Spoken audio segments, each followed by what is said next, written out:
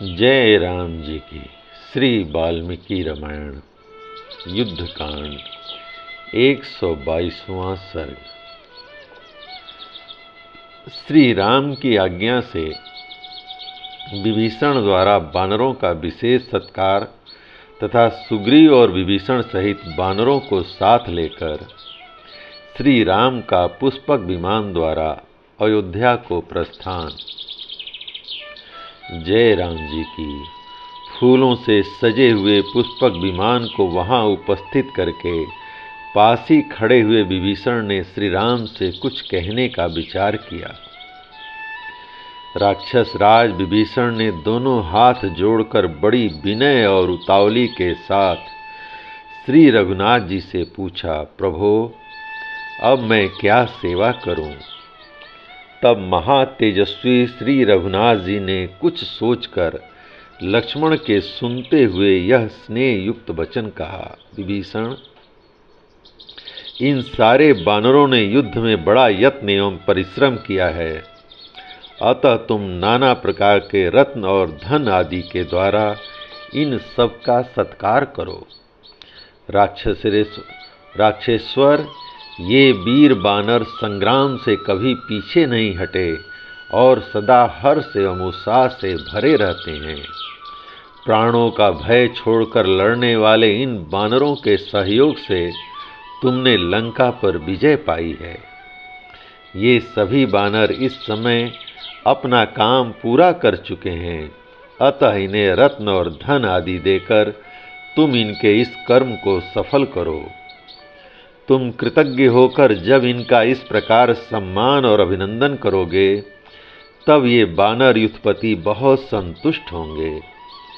ऐसा करने से सब लोग यह जानेंगे कि विभीषण उचित समय पर धन का त्याग एवं दान करते हैं, यथा समय न्यायोचित रीति से धन और रत्न आदि का संग्रह करते हैं, दयालु हैं और जितेंद्रिय हैं।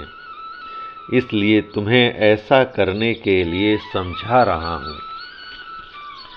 नरेश्वर, जो राजा सेवकों में प्रेम उत्पन्न करने वाले दान मान आदि सब गुणों से रहित होता है, उसे युद्ध के अवसर पर उद्विग्न हुई सेना छोड़कर चल देती है।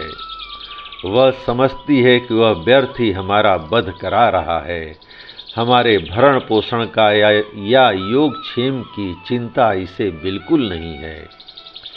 एवं मुक्तस्तु। श्री राम के ऐसा कहने पर विभीषण ने उन सब वानरों को रत्न और धन देकर सभी का पूजन और सत्कार किया। उन वानर युद्धपतियों को रत्न और धन से पूजित हुआ देख उस समय भगवान श्री राम लजाती हुई मनस्वनी विदेह कुमारी को अंक में लेकर पराक्रमी धनुर्धर बंधु लक्ष्मण के साथ उस उत्तम विमान पर आरूढ़ हुए। विमान पर बैठकर समस्त वानरों का समादर करते हुए उन कुकस्य कुलभूषण श्री राम ने विभीषण सहित महापराक्रमी सुग्रीव से कहा, वानर श्रेष्ठ वीरों, आप लोगों ने अपने इस मित्र का कार्य मित्रोचित रीति से भली भांति संपन्न किया है। अब आप सब अपने अपने अभिष्ट स्थानों को चले जाएं। सखे सुग्रीव, एक हितैषी एवं प्रेमी मित्र को जो काम करना चाहिए वह सब तुमने पूरा पूरा कर दिखाया, क्योंकि तुम अधर्म से डरने वाले हो। वानरराज, अब तुम अपनी सेना के साथ शीघ्र ही किष्किंधापुरी को चले जाओ। विभीषण, तुम भी लंका में मेरे दिए हुए अपने राज्य पर स्थिर रहो। अब इंद्र आदि देवता भी तुम्हारा कुछ बिगाड़ नहीं सकते। अब इस समय मैं अपने पिता की राजधानी अयोध्या जाऊंगा। इसके लिए आप सब लोगों से पूछता हूँ और सबकी अनुमति चाहता हूँ। श्री रामचंद्र जी के ऐसा कहने पर सभी वानर सेनापति तथा राक्षस राज विभीषण हाथ जोड़कर कहने लगे, भगवान, हम भी अयोध्यापुरी को चलना चाहते हैं। आप हमें भी अपने साथ ले चलिए वहाँ हम प्रसन्नता पूर्वक वनों और उपवनों में विचरेंगे। नृप श्रेष्ठ, राज्याभिषेक के समय मंत्रपूत जल से भीगे हुए आपके श्री विग्रह की झांकी करके माता कौशल्या के चरणों में मस्तक झुकाकर हम शीघ्र अपने घर लौट आएंगे। विभीषण सहित वानरों के इस प्रकार अनुरोध करने पर श्री राम ने सुग्रीव तथा विभीषण सहित उन वानरों से कहा, मित्रों, यह तो मेरे लिए प्रिय से भी अधिक प्रिय बात होगी। परम प्रिय वस्तु का लाभ होगा यदि मैं आप सभी सुहृदों के साथ अयोध्यापुरी को चल सकूं। इससे मुझे बड़ी प्रसन्नता होगी। सुग्रीव, तुम सब वानरों के साथ शीघ्र ही इस विमान पर चढ़ जाओ।